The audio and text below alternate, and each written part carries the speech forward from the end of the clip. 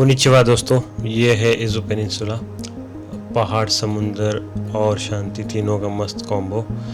तो शुरू करते हैं हमारी 2 दिन की ट्रिप। तो ये हम हमारी छोटी सी कार लेकर निकल चुके हैं एक बड़े से सफ़र पे।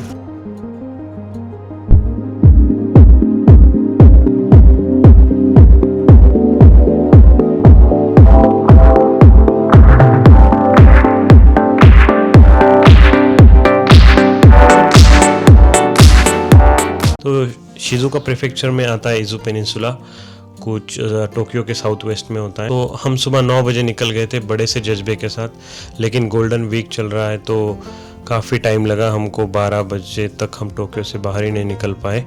और लेकिन कोई बात नहीं, आज दिन बड़ा सही था, क्लियर स्काई था, तो हमें माउंट फूजी के दर्शन हो गए ऑन द वे।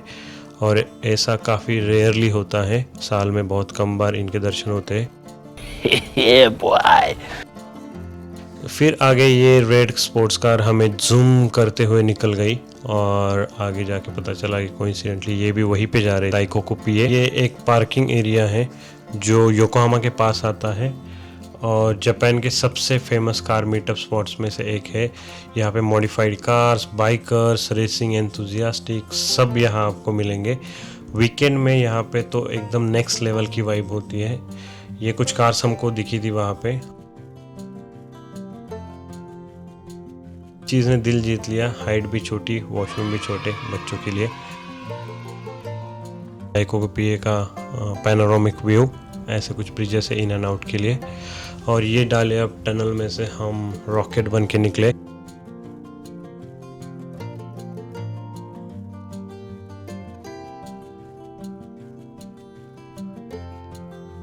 पहला डेस्टिनेशन माउंट ओमुरो। ये एक एक्सटिंक्ट वोल्केनो है, आखिरी बार 4000 साल पहले पहुंचा था।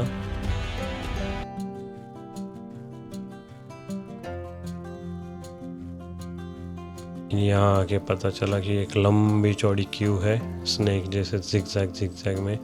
फिर वो लाइन के आखिरी तक पहुँचने में हमको थोड़ा टाइम लग गया, इतनी बड़ी लाइन थी। और फिर पहुँच के हमने क्या ही करेंगे, कुछ देर फिर ऊपर जाते हुए लोगों को देखा चेयर लिफ्ट में। One eternity later. फाइनली हमारा टर्न आ गया, अभी चेयर लिफ्ट पे चलेंगे। और सनसेट ऑलरेडी होने के कगार पे था, मस्त व्यू मिला चेयर लिफ्ट पे भी। बहुत सारे लोग वापस जा रहे हैं, हम कुछ चंद लोगों में से थे जो अभी ऊपर जाएंगे सनसेट पे। ये क्रेटर था मार्वलस, और कुछ 1 किलोमीटर का ये रेंज है जो आप वॉक करके स्टार्ट टू एंड आ सकते। तोरी गेट मिला हमको नीचे, और चलते चलते आगे फिर हमने देखा वो जो दिख रहा है समुंदर, वो सगामी बे, और ये नीचे इतो सिटी।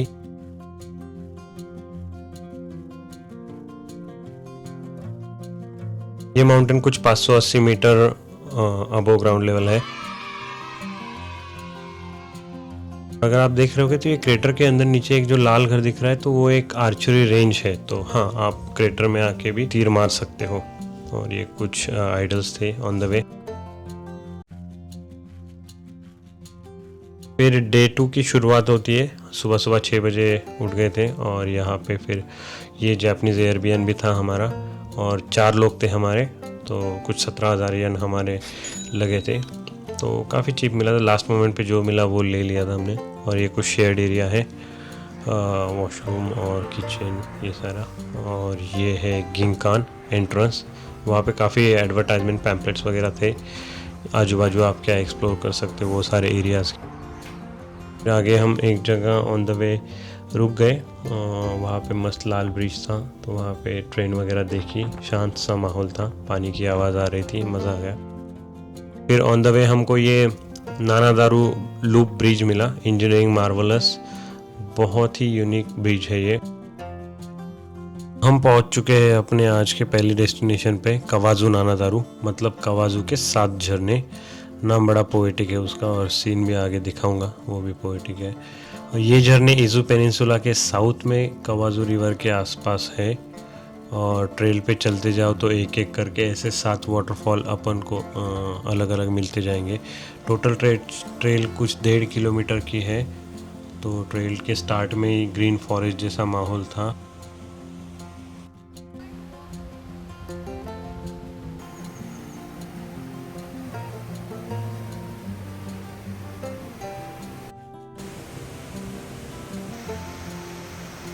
ये कुछ लोग पास होते हुए देखे थे मुझे और 2-3 बार आगे भी मिले।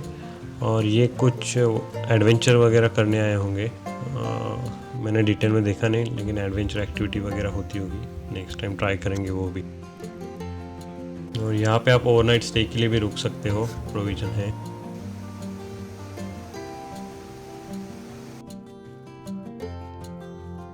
आगे दिख ही रहा होगा वो जो वाटरफॉल है, कुछ 10 मीटर हाइट है उसकी, और उसका नाम है शोके दारू। इसका मतलब होता है पहला सीन।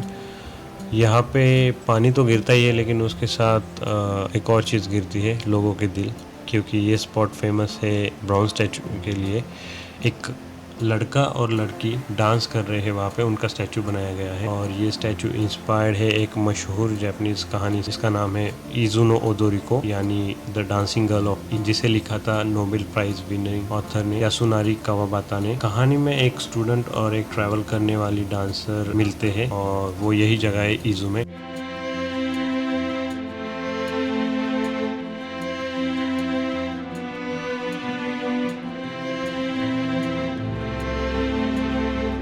और लोकल लोग और भी बोलते हैं कि अगर आप यहाँ पे कपल फोटो लेते हो तो आपका रिश्ता लाइफ लॉन्ग चलेगा, पर अगर आप सोलो आ रहे हो तो भाई पता नहीं। तो ये था शोके दारू। ये 3 वाटरफॉल्स है, उसमें से पहले की तरफ चलते हैं, हेबी दारू वाटरफॉल्स। तो हेबी का मतलब होता है सांप, और दारू वाटरफॉल्स मतलब सांप झरना। तो नाम सुन के लगा कि सांप आएंगे वहाँ पे तंग करने या कुछ होंगे, लेकिन ऐसा कुछ नहीं है। उसका जो शेप है वो सांप जैसा है, इसलिए उसको हेबी दारू वाटरफॉल, हेबी दारू कहते हैं।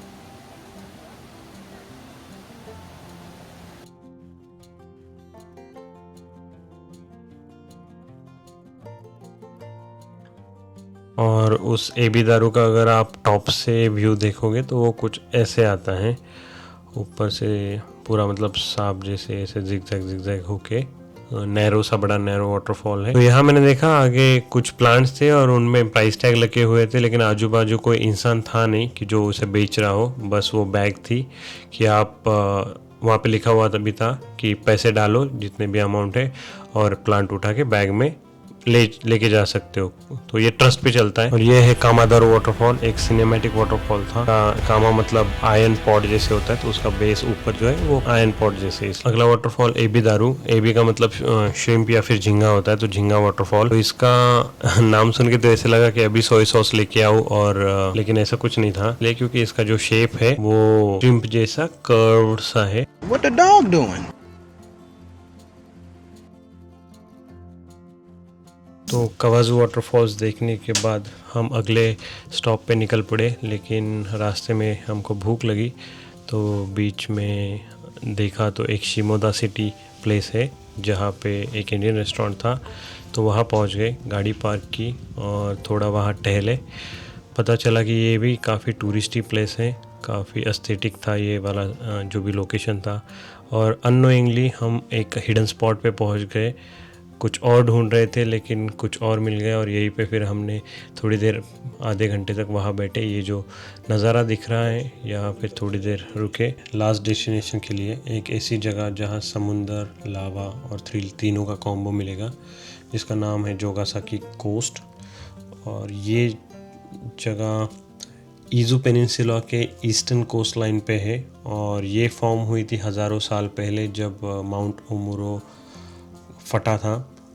कुछ 4000 साल पहले हुआ था ऐसा, और फिर लावा रास्ता बनाते हुए यहाँ समुंदर के पास आके रुक गया, और ये बन गई फिर जोगासाकी की रॉकी कोस्ट। और फिर पार्किंग से वॉक करते हुए एक छोटी जंगल ट्रेल से हमें बाहर निकल के ये कुछ ऐसा नज़ारा मिला। कुछ जगह ऐसे स्पॉट्स मिलते हैं जहाँ बैठ के सिर्फ समुंदर देखना होता है, ना कोई फ़ोन, ना कोई ट्रैफिक। अगर चाहो तो थोड़ा सा दर्द भरा फिल्मी म्यूज़िक चाहिए होता है बैकग्राउंड में।